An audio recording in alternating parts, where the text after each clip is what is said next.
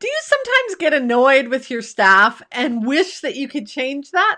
Stay tuned because today we are going to talk about what you need to do to deal with that annoyance that kind of sits heavy over you. Hey, my dear, I'm leadership development coach Kathy Archer, and I help women enjoy impactful leadership. Far too many women leaders in nonprofits are overwhelmed, overloaded, and can't remember the last time they felt overjoyed, and that's not okay. I help you restore your confidence, maintain your composure, and lead with your strength of character so that you can rekindle that joy and find that passion that you've been looking for in your job again. Today, we're talking about these annoying staff and when you get annoyed with staff. Hands up for anybody who's ever been annoyed with their staff. Give me a thumbs up. Make a comment in the chat box. Let me know what annoys you about your staff. What happens? What do they do? What's going on when you get annoyed? Let me think of some examples for you so that we can use them as we talk about what you're going to do. How do you deal with these annoying staff? Because the truth is, when you have staff that annoy you, it like runs this tape in your head that drags you down, and you and them are not focused on what you need to focus on. And so if we're going to build an effective communication with this person, we're going to have a great relationship, and we're going to move our mission and our vision forward. We need to be able to figure out how to put that annoyance aside because it literally gets in the way. So perhaps you're annoyed because your staff are late. You know, they show up late for work, or they show up late for a meeting, or they're late with their paperwork. Perhaps you're annoyed with your staff because they're gossiping. They're supposed to be doing work, and you always see them over at the water cooler, or they're always getting in on side conversations. You're like, what are you gossiping about? Or maybe you hear them gossiping.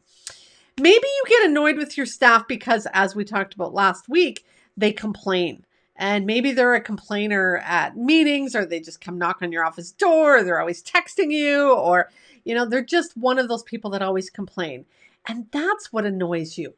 Either way, whatever it is that annoys you, what do you do with that?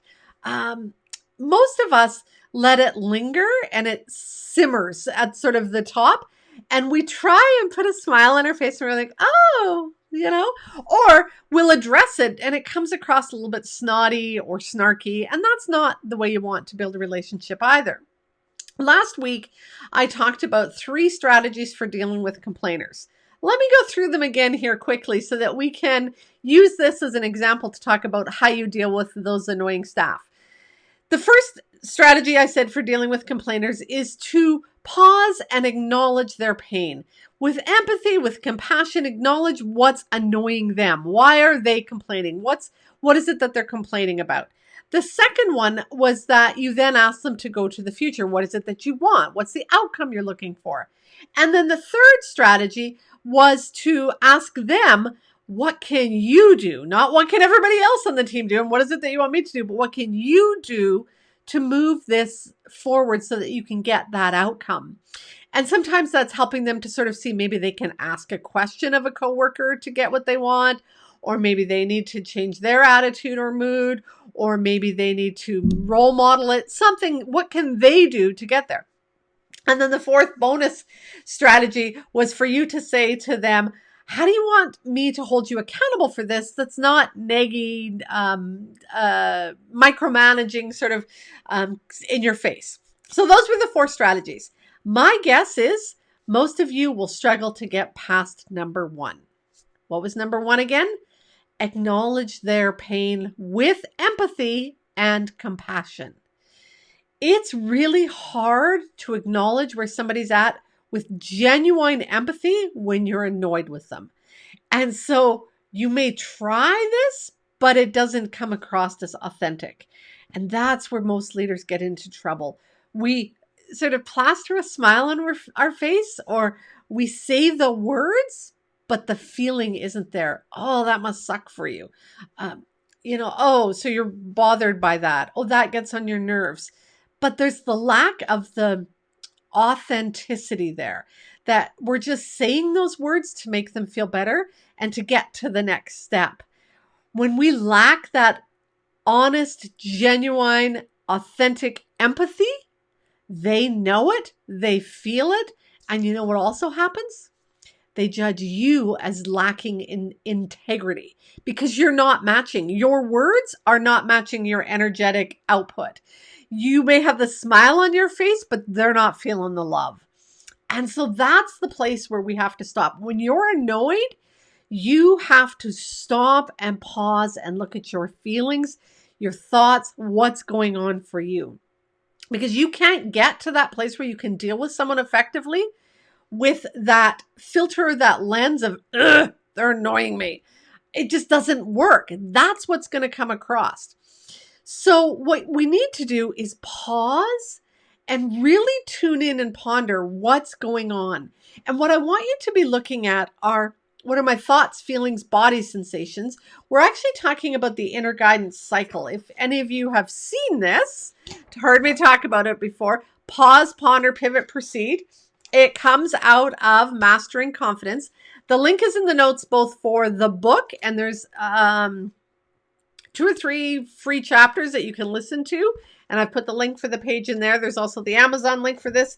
And then if you want to get a copy of the Inner Guidance Cycle, and one that you can cut out and stick on your bulletin board or stick in your day timer, the link is there for that as well. But the first thing we need to do is pause. When we feel that annoyance, that irritation, that disgust, that frustration with the employee, we have to pause. And that pause, it's not like you like, okay, wait, get out of my office. I have to pause for a minute, or hang up the phone and I'll call you back. It's kind of like a just little tune inside, like, what's going on? Nobody needs to know you're pausing necessarily, but you kind of tune in. When you tune in, that's when you look at, what are my thoughts? What's the opinion I have? What's the judgment I have? Again, it's what's the lens I'm seeing this employee through. And if you're seeing that employee through disgust, annoyance, irritation, frustration, if you're looking at them with that, they feel that. So you have to come back and say, what is the opinion I have? And often it's that opinion that's getting in the way of you having that genuine empathy, being able to interact with them in a way that's authentic. It's that filter that you're seeing them through. So we have to stop and look at, what is this filter that I'm seeing them through? And so that's the question I want you to ask when you pause and then ponder. So the inner guidance cycle is pause, ponder, and then we're going to do some shifts, the way we think. That's the pivot piece. And then the last step is proceed. That's when you get back into it. So again, this is something that happens. You might want to practice this, but in the moment, this happens like in milliseconds. But you tune in and you're like, what's the opinion I have of this person? So if they're late, you may have an opinion that this person is always late. Notice the sort of black and white opinion that you have, always late. Not that today they're late, but that they're always late. And you sort of brush coat them with, that's the employee that's always late. That's an opinion. That's a filter. What happens is when we look at them through that filter, we never see the times when they're not late. We never see the times when they show up on time or 2 or 3 minutes early. Or we do, and we just kind of go, oh, well, that was out of the ordinary. And we shift back to this lens that they're always late. We also can take the same behavior from 2 different people and see it 2 different ways, depending on our opinion of that person and our relationship with them. So I was at a meeting the other day and 2 people showed up late. And the first one that showed up, I was like, you always show up late. And this is in my head, of course. It's like, really? Like, can you not figure out how to get here 5 minutes early and be on time? And so I was a little bit annoyed. The second person showed up 10 minutes late and slid in quietly. And my thought was, oh, she's being really respectful. I know that she was at work and is trying to get here on time. And I'm like, okay, wait a minute. 2 exact same behaviors. One showed up like a 30 seconds late. The other showed up 10 minutes late. But the one that was 30 seconds late, I had a much stronger negative opinion about them showing up late. And so it's those thoughts in our head that often get us in trouble. If our employee is gossiping, our thought might be, they're a gossip. They're the one that's always causing trouble. And they're stirring up the pot again. And that filter, that lens, that opinion judgment that we have of them sort of taints them in that negative view. And when you turn it around and you go, okay, and this is where we get to the pivot piece. So pause, ponder, pivot. So pause, take a deep breath, tune inward, ponder. What is my opinion, my judgment, my value, or my lens that I'm seeing this person through? And then we pivot. Okay, let's take the gossip one, for example. They're a gossip. They're always gossiping. They're always getting into trouble. Okay, so then we ask ourselves, is that thought helping me and helping the team move towards our vision? Is that helping us get along better, strengthen our relationship? No, it's keeping us at a distance, actually. Okay, so what other thought could I have in this moment? And so it's sometimes a little bit tricky, and sometimes it takes a while to play around with this, and it might come like 3 days later, but keep stirring that in your head around, what other thought could I have? It might be, oh, she's connected to that employee. Okay, that's great. They're both gossips. That's not so helpful. Okay. It might be that she knows a lot about what's going on here. Okay. Is that good or bad? Is it positive, negative? She knows a lot about what's going on here. So how could I use that to my advantage? How could I use that to move the team forward? What strength is there in that knowledge that she knows the workings of the team? Do you see where I'm going with this? And again, this takes some time, but this is the whole point. The inner work, the stuff that I'm teaching you, always takes time. Personal growth is an ongoing journey. It's this commitment to continuing to grow and learn and develop yourself, and that takes time. I really encourage you to write these down. If you go grab the guide sheet, it gives you some extra questions to help you kind of figure it out. And that's really helpful for you to kind of go, okay, now what? And then, of course, in mastering confidence, I go really deep into this, and there's actually a free course that goes with it as well, and it's in the link there as well on the notes.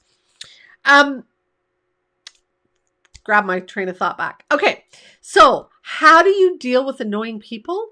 You change your thoughts about them. It's not as simple as that, but it is as simple as that. It's your lens or your filter or your judgment or your opinion about them that are causing the annoying feeling you have. And when you change that lens, filter, judgment, that opinion, that thought in your head, that changes the emotion that you're experiencing.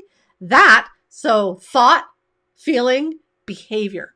That changes the way you interact with that person, the way you talk to other people about that person, how you show up in meetings when that person is there.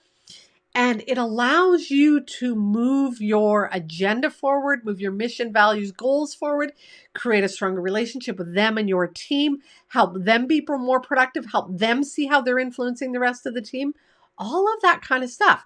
So if I go back to the gossiping one, pause, take an inward glance, ponder, what's the thoughts I'm having? I'm annoyed, I'm irritated, she's a gossip.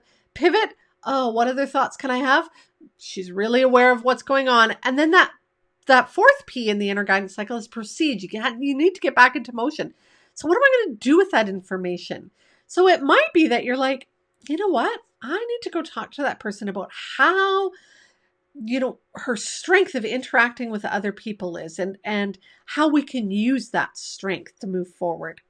And here's the thing about the pivot or the proceed piece. Often this is where you need the most courage. You have to walk through that vulnerable place where you're actually talking to them about how much they interact with other people. And let me tell you, that's not always easy.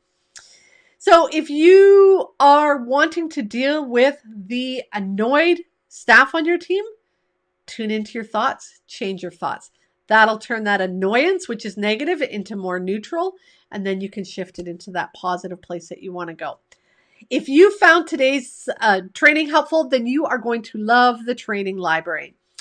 There are so many women leaders in the nonprofits that just wish that they had access to a mentor or a coach, but don't believe that they or their organization can afford it.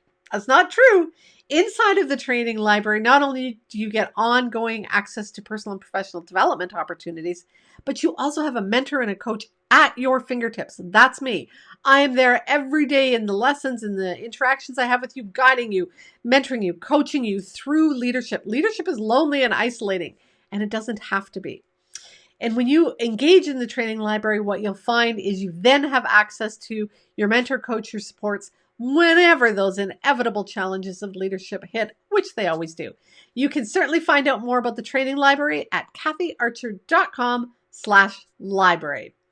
I hope you found today's session enjoyable and that you've learned some things and that you're going to put them into practice. And do this work, my dear. It's when you do this work, slow down and take the time to do the inner work, that you will move from surviving to thriving in both your leadership and your life. Go make the rest of your day awesome, my dear.